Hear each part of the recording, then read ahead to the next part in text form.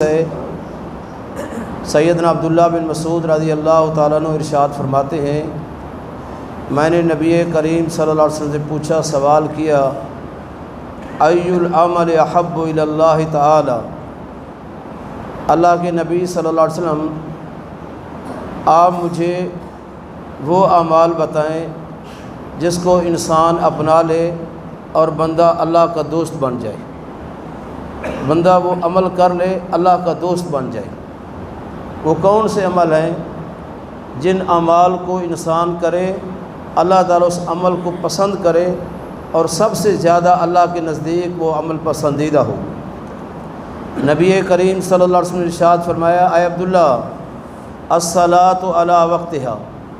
آپ کو پتہ ہے کہ سیدنا عبداللہ بن مسعود رضی اللہ تعالیٰ عنہ اتنا جلیل القدر صحابی ہیں جن کے بارے میں پیارے نبی جناب محمد الرسول اللہ صلی اللہ علیہ وسلم نے ارشاد فرمایا، قیامت کے دن جب لوگوں کا وزن کیا جائے گا، ایک تو اعمال کا وزن ہوگا، دوسرا انسانوں کا بھی وزن ہوگا۔ فرمایا جب انسانوں کا وزن کیا جائے گا ترازو کے پلڑے میں، نیکی کے پلڑے میں، ترازو کے پلڑے میں، فرمایا جب سیدنا عبداللہ بن مسعود رضی اللہ تعالیٰ کا وزن کیا جائے گا، سیدنا عبداللہ بن مسعود رضی اللہ تعالیٰ کی پنڈلیوں کا وزن نیکی کے پلڑے میں احد پہاڑ سے زیادہ بھاری ہو جائے گا۔ اتنا اللہ تعالیٰ کے پسندیدہ تھے، جب چلتے تو اس طرح چلتے جس طرح پیارے نبی صلی اللہ علیہ وسلم چلتے۔ حبر امت، فقیہ امت، بہت بڑے عالم، علم کے سمندر، صحابی رسول سیدنا عبداللہ بن مسعود رضی اللہ تعالیٰ نے پوچھا پیارے نبی صلی اللہ علیہ وسلم سے، مجھے وہ عمل بتائیں جو اللہ تعالیٰ کے نزدیک سب سے زیادہ پسندیدہ ہوں، جس کو انسان اپنا لے اللہ کا دوست بن جائے۔ نبی کریم صلی اللہ علیہ وسلم نے ارشاد فرمایا، الصلاۃ علی وقتہا، فرمایا نماز کو اس کے وقت پہ ادا کرنا یہ اللہ پاک کے نزدیک پسندیدہ عمل ہے۔ جو بندہ بھی نماز کو اول وقت میں ادا کرے گا وہ اللہ پاک کا دوست بن جائے گا۔ میں کہتا ہوں اس بات میں مبارکباد کے مستحق ہیں ہمارے اصحاب الحدیث، اپنے پیارے نبی صلی اللہ علیہ وسلم کی اس حدیث پر عمل کرتے ہیں۔ اللہ کے نبی صلی اللہ علیہ وسلم صبح کی نماز اندھیرے میں شروع کرتے تھے، نماز کے اندر 60 آیات پڑھتے تھے، 100 آیات پڑھتے تھے، پڑھتے پڑھتے دن روشن ہونے لگ جاتا، پھر سلام پھیرتے۔ پیارے نبی نے فرمایا یہ میرا طریقہ ہے، یہ میرا عمل ہے۔ حضرات رمضان مبارک کا مہینہ جب شروع نہیں ہوا اس سے ایک دن پہلے جو لوگوں نے صبح کی نماز پڑھی، خوب روشنی کر کے پڑھی، خوب روشنی میں پڑھی، جیسے رمضان کا چاند نظر آ گیا ان کی اذان بھی اصحاب الحدیث کی اذان کے ساتھ ہونے لگی، بلکہ ہماری اذان سے بھی ان کی 1 منٹ اذان پہلے ہونے لگی۔ ہماری جماعت کے ساتھ ان کی صبح کی جماعت بھی ہونے لگی۔ آج سے پہلے ہم کہتے رہے بھائی اول وقت میں نماز پڑھو، یہ افضل عمل ہے، نہیں مانتے تھے۔ جیسے رمضان کا چاند شروع ہوا، رمضان مبارک شروع ہوا، پہلی فجر کی نماز آئی، انہوں نے ہمارے ساتھ اندھیرے میں پڑھنا شروع کر دی۔ کیا وجہ ہے؟ کہا جی پیارے نبی صلی اللہ علیہ وسلم کا فرمان ہے کہ اللہ کے نبی صلی اللہ علیہ وسلم اندھیرے میں نماز شروع کرتے تھے، اور جو اول وقت میں نماز پڑھے گا وہ اللہ کا دوست بن جائے گا۔ پھر دوسرا سوال، سیدنا عبداللہ بن مسعود رضی اللہ تعالیٰ عنہ نے اپنے پیارے نبی صلی اللہ علیہ وسلم سے یہ کیا، اللہ کے حبیب صلی اللہ علیہ وسلم آپ یہ بتائیں اس کے بعد اللہ کے نزدیک سب سے افضل عمل کون سا ہے، بہترین عمل کون سا ہے جس کو اپنا لوں اللہ مجھے اپنا دوست بنا لے، بندے اللہ کے محبوب بن جائیں۔ پیارے نبی صلی اللہ علیہ وسلم فرمایا، بر الوالدین، ماں باپ کی فرما برداری کرنا، ماں باپ کے ساتھ حسن و سلوک سے پیش آنا، باپ کی خدمت کرنا، ماں کی خدمت کرنا۔ جو باپ کی خدمت کرے گا، ماں کی خدمت کرے گا وہ اللہ کا دوست بن جائے گا۔ فرمایا وہ اللہ کا دوست بن جائے گا۔ ماں باپ کی کتنا خدمت کرنی ہے؟ حدیث شریف میں آتا ہے نبی کریم صلی اللہ علیہ وسلم نے ایک آدمی سے کہا، انت و مالک لابیک، فرمایا تمہارا پورا وجود و مالک، جو کچھ تمہارے پاس ہے، لابیک وہ تمہارے باپ کا ہے۔ فرمایا تم بھی تمہارے پاس جو کچھ بھی ہے۔ کچھ الفاظ یہ الفاظ محدثین نے 2 طرح بیان کیے۔ فرمایا انت و مالک، تم اور تمہارا مال، لابیک تمہارے باپ کا ہے۔ دوسرا اس طریقے سے بھی پڑھا، انت و مالک لابیک، تم اور تمہارے پاس جو کچھ ہے تمہارے باپ کے لیے ہے۔ تمہارا باپ تمہارے مال میں سے جو کچھ لینا چاہے، تمہیں جو حکم دے اس پہ عمل کرو، اس کی نافرمانی نہ کرو، کیونکہ پیارے پیغمبر جناب محمد الرسول اللہ صلی اللہ علیہ وسلم نے ارشاد فرمایا الوالد اوسط ابواب الجنت، فرمایا باپ جنت کا بہترین دروازہ ہے۔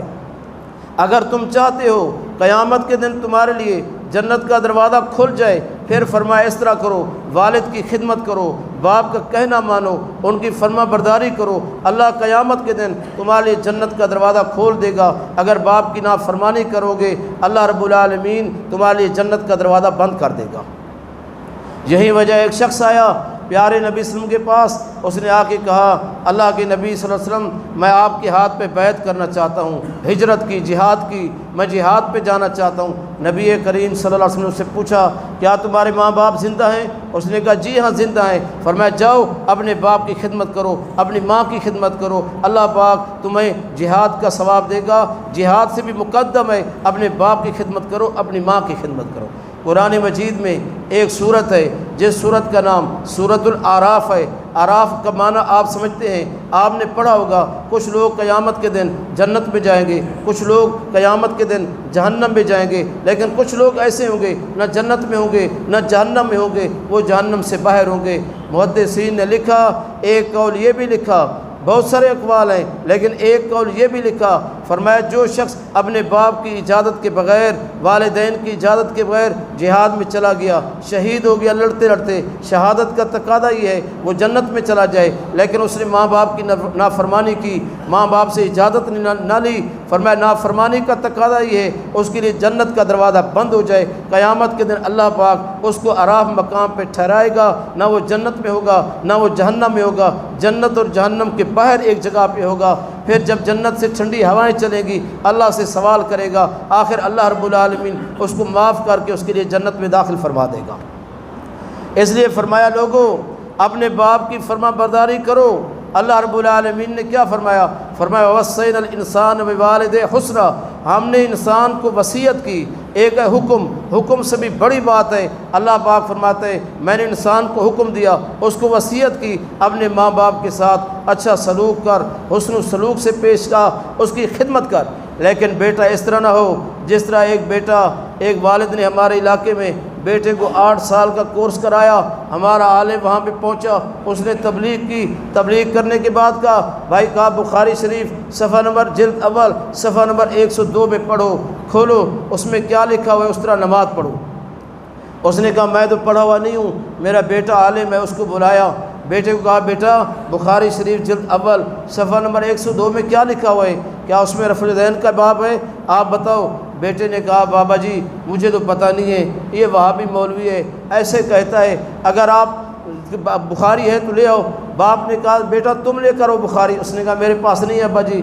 آخر اس کا باپ کہیں سے لے کر آیا، بیٹے کو کہا 102 صفحہ کھولو اور پڑھو، ترجمہ کرو۔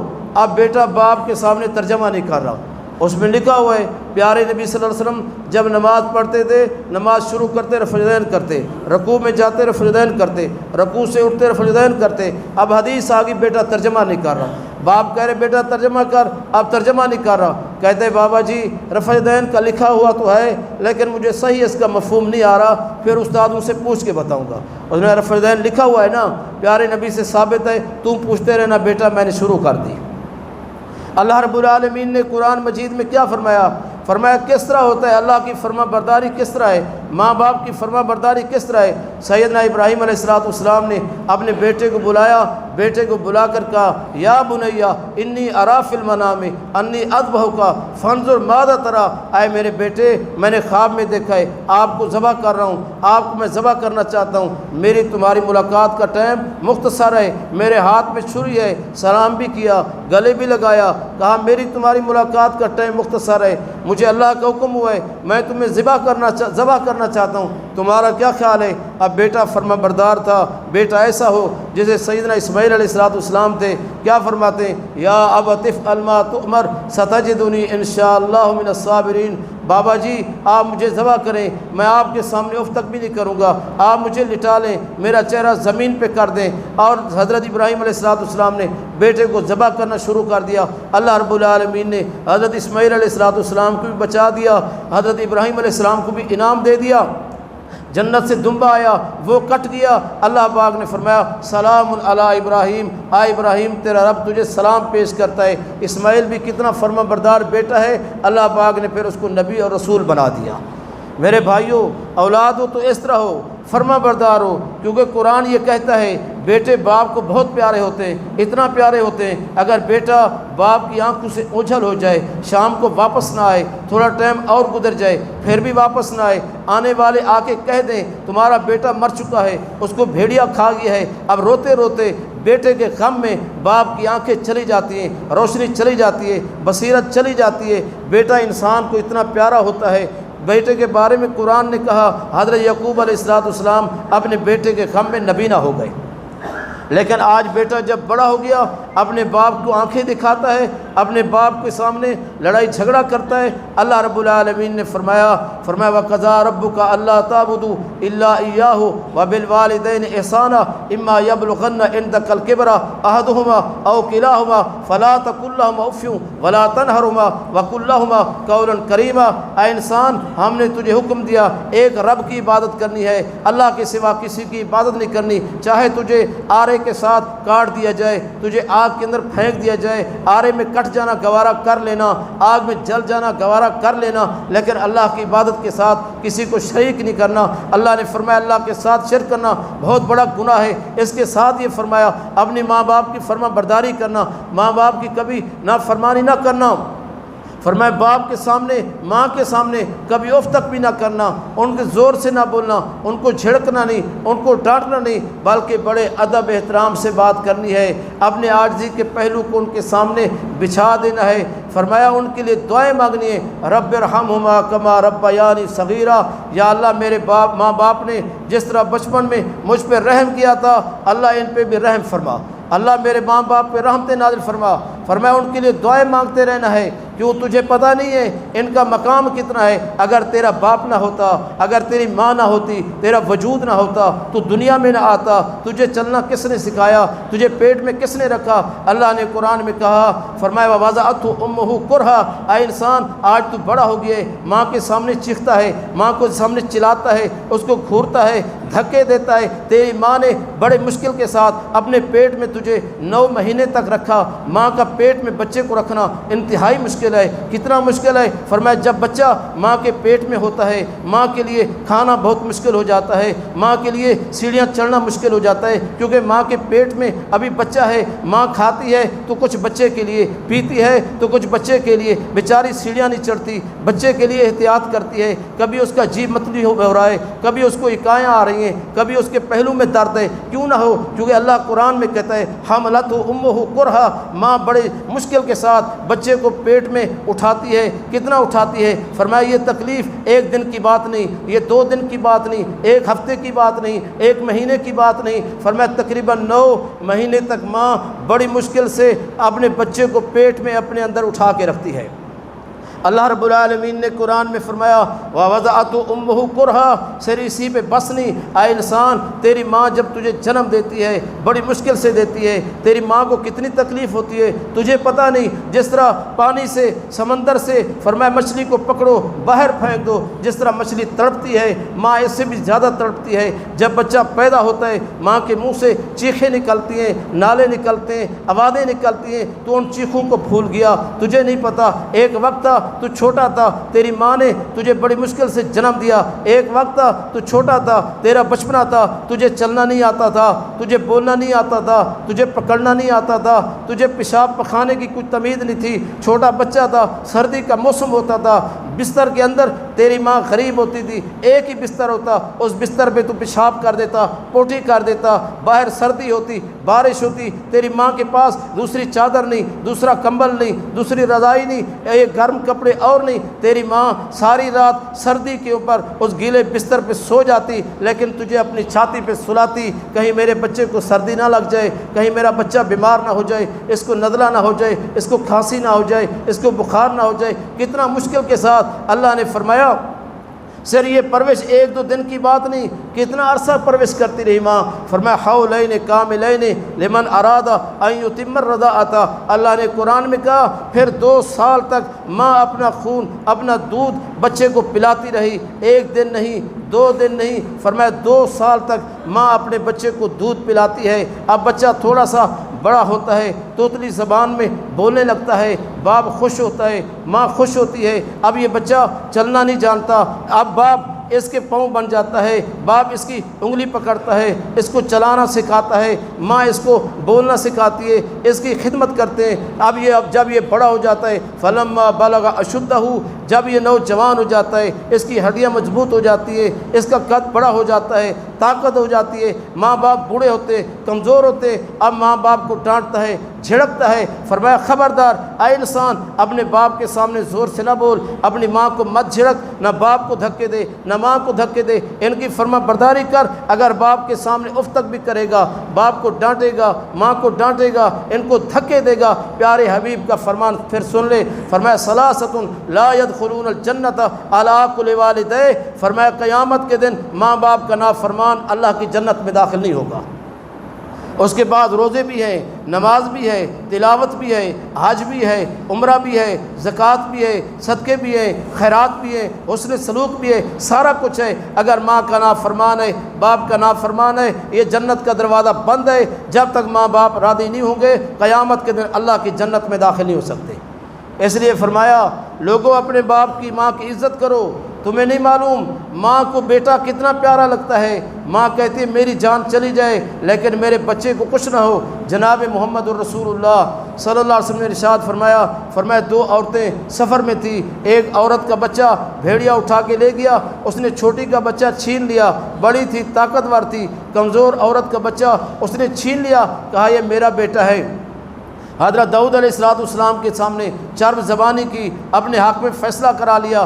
پھر حضرت سلیمان علیہ السلام کے پاس پہنچے، اب چھوٹی رونے لگی، وہ کہتی ہے میرا بیٹا ہے، بڑی کہتی ہے میرا بیٹا ہے، بڑی جھوٹ بول رہی تھی، چھوٹی جو تھی وہ سچی تھی۔ حضرت سلیمان علیہ السلام نے فرمایا مجھے تم دونوں کی باتیں سمجھ میں نہیں آ رہی، تم نے میرے باپ حضرت داؤد علیہ السلام سے بھی اپنے حق میں فیصلہ کروا لیا، چھری منگوائی، کہا چھری لے کر آؤ۔ چھوٹی نے پوچھا، بڑی نے پوچھا کیا کرو گے؟ کہا اس بچے کے 2 ٹکڑے کرتا ہوں، جس کا ہوگا آدھا اس کو دیتا ہوں، آدھا اس کو دیتا ہوں۔ بڑی نے کہا ٹھیک ہے مجھے قبول ہے، لیکن جس کا بچہ تھا وہ رونے لگ گئی، تڑپنے لگ گئی، کہا اس کو ذبح نہ کرو، بچہ اسی کا اسی کو دے دو۔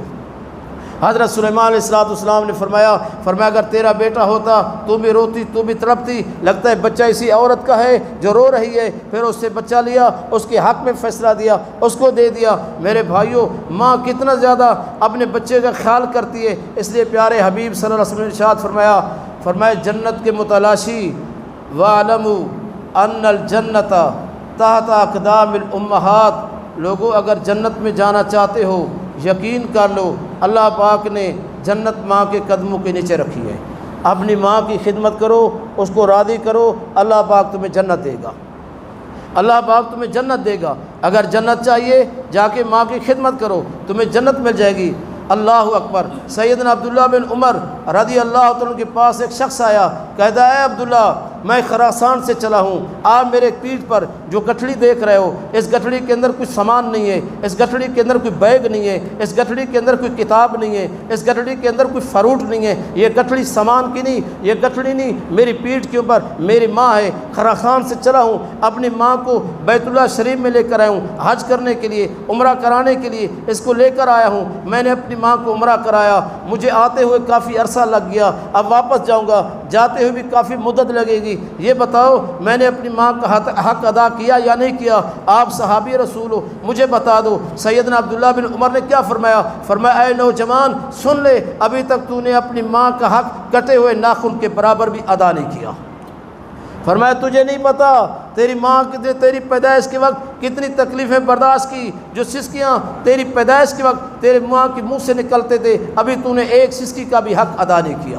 آج میرے بھائیوں ہمیں سوچنا ہے، ہمیں اس بارے میں خیال کرنا ہے، ہم ماں باپ کی فرما برداری کر رہے ہیں یا نہیں کر رہے۔ میں نے ان لوگوں کو بڑا ذلیل ہوتے ہوئے دیکھا، اسکاؤٹ کالونی کے اندر کرائے کے مکان میں رہتے تھے، ایک نوجوان نے کیا کیا، اپنا مکان بیچ دیا، بازاری عورت کے ساتھ دوستی لگا لی، اس نے کہا مجھے پیسے چاہیے، اس کو پیسے دینے کے لیے ماں کا اپنا گھر بیچ دیا، بوڑھ بیوہ ماں تھی، ماں نے کہا بیٹا گھر نہ بیچ، جو کچھ ہے مجھ سے پیسے لے جایا کر، اب گھر بیچ دیا، ماں نے کہا میں گھر سے نہیں نکلوں گی، اس نے کیا کیا اپنی ماں کو گھسیٹ کے باہر نکال دیا اور مکان کا قبضہ دے دیا، مکان بیچ دیا، اس کے ساتھ شادی کر لی، 1 سال نہیں گزرا لڑائی جھگڑا ہوا، طلاق ہو گئی، جیل میں چلا گیا، 1 سال جیل میں رہا، سال کے بعد جیل سے باہر نکلا، لوگوں سے اللہ کی قسم بھیک مانگ رہا تھا۔ ماں باپ کا نافرمان کبھی کامیاب نہیں ہوتا۔ سیدنا عبداللہ بن عمر رضی اللہ تعالیٰ عنہ کو حضرت عمر نے کہا اے بیٹا آپ کی جو بیوی ہے آپ کو پسند ہے، اچھی لگتی ہے، لیکن مجھے پسند نہیں ہے، اپنی بیوی کو طلاق دے دو۔ حضرت عبداللہ بن عمر نے پیارے حبیب سے پوچھا اللہ کے حبیب صلی اللہ علیہ وسلم میری بیوی مجھے اچھی لگتی ہے، باپ کو ناپسند ہے، میں کیا کروں؟ اللہ کے نبی نے فرمایا جس طرح باپ کہہ رہے ہیں اسی طرح کرو، فرمایا جس طرح باپ کہہ رہے ہیں اسی طرح کرو، بڑوں کا ادب کرو، بڑوں کا کہنا مانو، تمہارے بڑے کون ہیں؟ تمہارا باپ ہے، تمہاری ماں ہے، تمہارا وجود تمہارے ماں باپ سے ہے، اگر تمہارے ماں باپ نہ ہوتے تمہارا وجود دنیا میں نہ ہوتا۔ بس اس بات کو سمجھ لو، یہی بات کافی ہے۔ تو میرے بھائیو اللہ رب العالمین نے جو قرآن مجید میں فرمایا وہ حق ہے، جو پیارے نبی نے فرمایا وہ سچ ہے، اس کے بارے میں بے شمار دعائیں ہیں۔ اللہ کے نبی نے فرمایا لوگوں باپ بیٹے کے حق میں جو دعا مانگتا ہے باپ کی دعا اولاد کے حق میں قبول ہو جاتی ہے، اگرچہ باپ مشرک اور کافر ہی کیوں نہ ہو، اگر باپ نافرمانی کیوں نہ ہو، لیکن اولاد کے حق میں دعا مانگے تب بھی باپ کی دعا اولاد کے حق میں قبول ہو جاتی ہے۔ اور یہاں بھی حکم دیا گیا ماں باپ کی فرما برداری کرو، اگرچہ ماں باپ مشرک اور کافر ہی کیوں نہ ہو، مسلمان ہونا یہ تو بہت بڑا اعزاز ہے، ان کی تو فرما برداری کرنی ہے۔ اگر ماں مشرک ہو باپ مشرک ہو تب بھی ان کی فرما برداری کرو۔ صحیح بخاری کی حدیث ہے، سیدہ اسماء رضی اللہ عنہ ارشاد فرماتی ہیں، سیدہ اسماء بنت ابو بکر صدیق رضی اللہ تعالیٰ عنہ کہتی ہے قدمت امی، اللہ کے نبی صلی اللہ علیہ وسلم میری ماں میرے پاس آ چکی ہے، مشرکۃ میری ماں مشرکہ بھی ہے، راغبۃ اسلام کی طرف رغبت بھی کرتی ہے، افاصل امی کیا میں اپنی ماں کے ساتھ اچھا سلوک کر سکتی ہوں؟ پیارے حبیب نے فرمایا سلی امہ کے، اے اسماء جاؤ اپنی ماں کی خدمت کرو، اپنی ماں کے ساتھ اچھا سلوک کرو، فرمایا ماں کی خدمت کرو، اللہ پاک تمہیں اجر دے گا، اللہ پاک تمہیں ثواب دے گا۔ ہاں ایک چیز سے اسلام نے روکا ہے، کس بات سے؟ اللہ رب العالمین نے قرآن میں کہا اگر تمہارے ماں باپ مشرک ہوں، وہ تمہیں شرک کی طرف دعوت دیں، اللہ کی نام فرمانی کی طرف دعوت دیں، فلا تطعہما، اس وقت ماں باپ کی فرما برداری نہیں کرنی۔ اس وقت کس کی فرما برداری کرنی ہے؟ فرمایا اس وقت اللہ کی بات ماننی ہے، پیارے حبیب صلی اللہ علیہ وسلم کی بات ماننی ہے، لیکن قرآن و حدیث کے خلاف باپ کی بات ہو، ماں کی بات ہو، یہ نہیں ماننا، وہ شرک کی دعوت دے نہیں ماننا، حدیث کے خلاف بلائیں ان کی بات نہیں ماننا۔ کس کی بات مانو؟ اللہ کی بات مانو، حدیث کی بات مانو، پیارے نبی کی بات مانو۔ اس کے لیے محدثین نے بڑی بڑی قربانیاں دے دی۔ امام مالک رحمۃ اللہ علیہ کے دور میں بادشاہ نے فتویٰ جاری کر دیا۔ کیا فتویٰ جاری کیا تھا؟ کہنے لگا زبردستی کی طلاق ہو جاتی ہے۔ امام مالک رحمۃ اللہ نے فرمایا لا طلاق ولا عتاق لمکرہ، لوگوں زبردستی کی طلاق نہیں ہوتی۔ بادشاہ نے امام مالک کے چہرے کو کالا کر دیا، گدھے پہ بٹھایا، کوڑے مارے اور اس کو گھمایا گیا مدینہ کی گلیوں میں۔ امام مالک رحمۃ اللہ فرماتے لوگوں جس نے مجھے پہچانا سو اس نے مجھے پہچان لیا، میں کوڑے کھانا گوارا کر لیتا ہوں، بادشاہ کا ظلم برداشت کر لوں گا، لیکن پیارے نبی کی حدیث کے خلاف کسی کی بات ماننے کے لیے تیار بھی نہیں ہوں، اس کے خلاف فتویٰ دینے کے لیے تیار بھی نہیں ہوں۔ فرمائے لوگوں ماں باپ کی فرما برداری کرو، نیکی کرو، ان کے ساتھ حسن سلوک سے پیش آؤ، لیکن شرک بدعت کی دعوت دیں ان کی اس دعوت کو قبول نہیں کرنا۔ اللہ پاک سے دعا ہے اللہ تعالیٰ مجھے آپ سب کو عمل کی توفیق عطا فرما دے۔ سبحان ربک رب العزت عما یصفون وسلام علی المرسلین والحمد للہ رب العالمین۔